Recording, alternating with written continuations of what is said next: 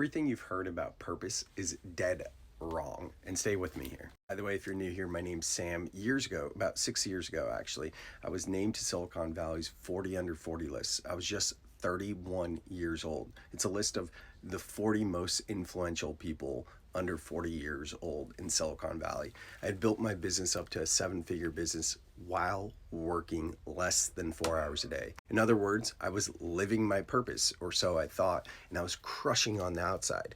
But actually, inside, I was crumbling, and that led to my spiritual awakening. This was back in 2019. And I share that to say because over the past 6 years, I've been in a lot of mindful circles, a lot of people talking about purpose and alluding to purpose as though it's this grandiose reason for why they're here on this planet and they're going to make this positive change in the planet.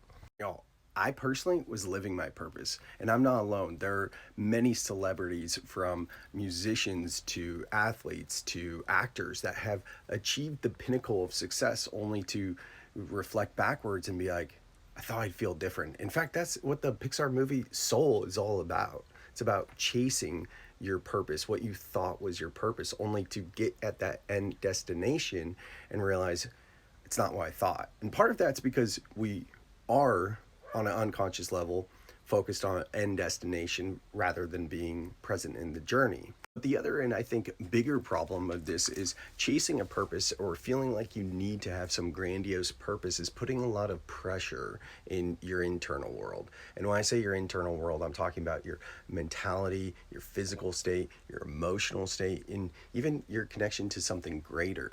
And if you're like me and you believe that your inner world creates your outer world, then no wonder why you're finding things so hard in your outer world, because your inner world is out of balance, mainly because you're so focused on needing a grandiose mission or purpose. What if instead you could just focus on unconditional self-love? Maybe if you were able to bring your inner world in order, everything outside of you would fall into place. I'm exploring what my next TED Talk is going to be about, and I do feel extremely passionate about purpose because I'm sick and tired of hearing people claim that you need to find a purpose. I'm going to help you find your purpose. I think it's all BS. So I want to hear from you.